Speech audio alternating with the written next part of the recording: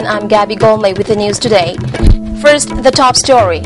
Though work for border fencing is put on hold for now, bilateral talks on boundary dispute between India and Myanmar is yet to be held. Now the news in detail. The work for further construction of the border fencing, which was a big issue in Manipur last year, has been put on hold as of now. The issue of a vast tract of land having been left out toward Myanmar by the border fencing constructed at Moreh was first raised by the Information Center for Hill Areas Manipur Icham. Other political parties and civil society organizations also raised voices of dissent over the border fencing that had apparently left Manipur's vast tract of land at Myanmar's disposal. The issue then drew the attention of the state government. Following a hue and cry over the issue, the state cabinet formed a high-power committee headed by the Principal Secretary Home, Dr. Suresh Babu, IAS.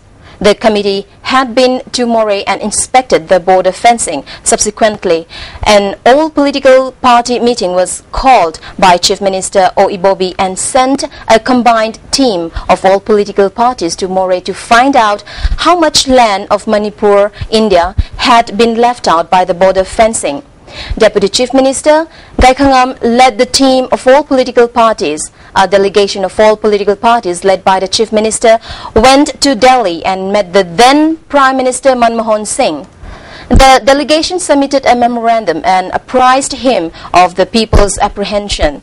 Soon after that, a team of officials from the Ministry of Home Affairs, Surveyor General of India and concerned ministries came to Manipur to inspect the border fencing. Joint Secretary Home Northeast in charge, Shambhu Singh, had stated that they, and on other occasions that, the government of India had called upon the Myanmar Authority for a bilateral talk to sort out the international boundary dispute between the two neighboring countries, but as of now has been received about the talk. Myanmar government ka India government ka Manipur state ki Manipur government ka puna apunba joint survey ama tauraga wari watai sanaraga masi kamai tawdo no habdo re-survey tawni gan hai ba musul lekhibani ado hoji pawda re-survey tawi habagi pawsi kaimda taba leitre madudani ngasi amuk press ki media ki team amana amuk laklaga kadai pawda thabuksi changsilibra natragana lepabra habdi yengna namda akhoi na mafumsida laksabani ISTV ki damak video journalist and Ranjan Galwena. In the past few months, as India had to face a general election, the former government at the center had kept aside the issue. But now that a new government has come to power at the center, the issue can be taken up once again. Meanwhile, no report has been received about the all-political party committee that was formed last year having been dissolved. As such, it is time the committee picked up the issue once again and put pressure on the center to sort out the boundary dispute with the Myanmar Authority. A reception ceremony was held at the Waikesho Community Hall, Narimpong Bazaar today to felicitate 6 students who had passed the 126th course of National Defense Academy NDA. Retired DGP Y. Joy Kumar and Dr. T.H. Atoba were among those present at the reception ceremony organized by the NDA Cadet Parents Welfare Association Manipur.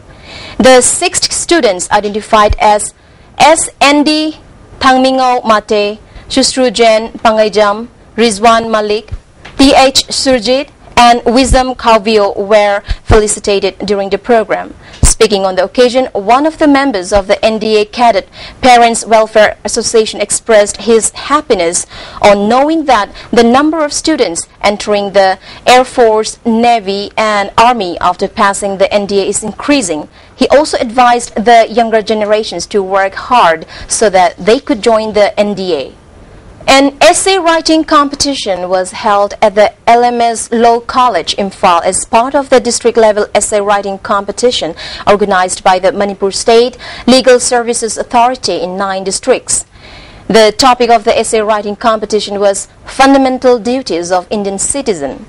Many students took part in the competition, which was held under 3 categories: elementary for students of class 4 to 7, secondary for students of class 8 to 12, and college level respectively. Speaking to media, Member Secretary of Manipur State Legal Services Authority C.H. Gorachan gave reasons for organizing the competition. Now let's take a look at the national and international news. Congress top leadership has taken a step forward towards reaching a decision on the fate of Assam Chief Minister Tarun Gogoi. Congress leader Mallikarjun Kharge will travel to Guwahati tomorrow to interact with the MLAs and gauge their mood. Officially, the Assam Congress is having a meeting on the issue of rail fare hike, but sources say informally the MLAs are expected to speak to Mr. Kharge on the leadership issue. Assam's Chief Minister for 13 years, Mr. Gogoi, has been facing dissidents for over 2 years now, but the Lok Sabha debacle made his continuation untenable. The party managed just 3 out of 14 seats in a state where it has been in power since 2001.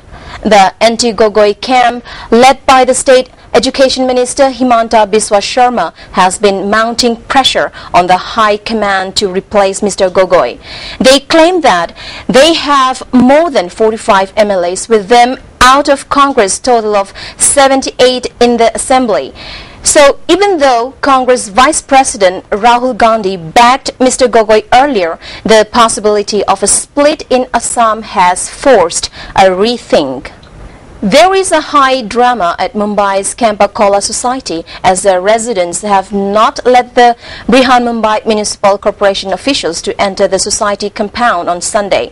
The defiant residents wrote a mercy petition to President Pranab Mukherjee under Article 143 Clause 1 of the Constitution, urging him to seek opinion from the Supreme Court on the case.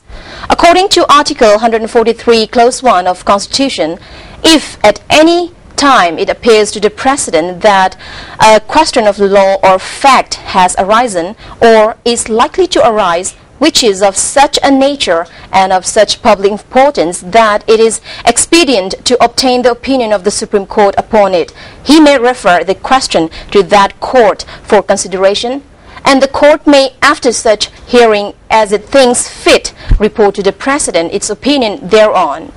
The BMC is trying for the 3rd straight day today to enter the society and begin the eviction process. As per the Supreme Court order, the BMC has to evict residents of the 102 illegal flats that are to be demolished by the Supreme Court's order. The municipal corporation has filed an FRI against the residents of the unlawful assembly, wrongful restraint and obstructing civil servants in discharging their duty. The previous UPA government's controversial move to order a probe into a Snoopgate affair may get a quiet burial, with the Home Ministry expected to move the Union Cabinet soon to abandon the plan. A note will be presented before the Union Cabinet to scrap the December 26, 2013 order to set up a judicial commission of inquiry to probe the charges of surveillance of a young woman in 2009 in Gujarat, official sources said. Prime Minister Narendra Modi's pet project, Gujarat International Finance Tech City GIFT, has the potential to generate over 10 lakh jobs by 2022, an official said. GIFT City, which is being developed by the Gujarat government, aspires to cater to India's large financial services potential by offering global firms a world-class infrastructure and facilities. It is a pet project of Narendra Modi. He was monitoring it personally when he was the Chief Minister. What we are doing is that we are implementing his brainchild. New Chief Minister Anand Biden Patel has also been a part of the project. The Ministry of External Affairs said on Sunday that the 39 Indians held in hostage in Iraq's Mosul are safe, and that the government has identified the group which has kept them in captivity. MEA spokesperson Syed Akbaruddin tweeted, "Thanks, we got in touch with the company officials to meet all workers. will assist those who want to return. Numbers are small. The MEA has already evacuated 16 Indians stuck in the war-torn country. Even as it has ruled out carrying out mass evacuation of Indians, it has established contact with the Indian nationals stranded in Mosul, one of the worst hit areas of Iraq. The captain of flight MH370 has been identified as the prime suspect by a Malaysian police investigation into the disappearance of the plane after checks cleared all other people on board, a media report said today. Sunni militants have seized another town in Iraq's western Anbar province, the fourth to fall in 2 days, officials said today, in what is shaping up to be a major offensive in one of Iraq's most restive regions.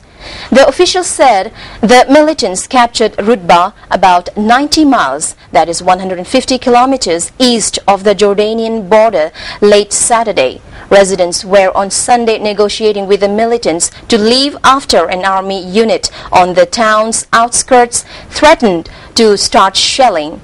The latest advance has dealt another blow to Shiite Prime Minister Nouri al-Maliki, who is fighting for his political life, even as forces beyond his control are pushing the country toward a sectarian showdown.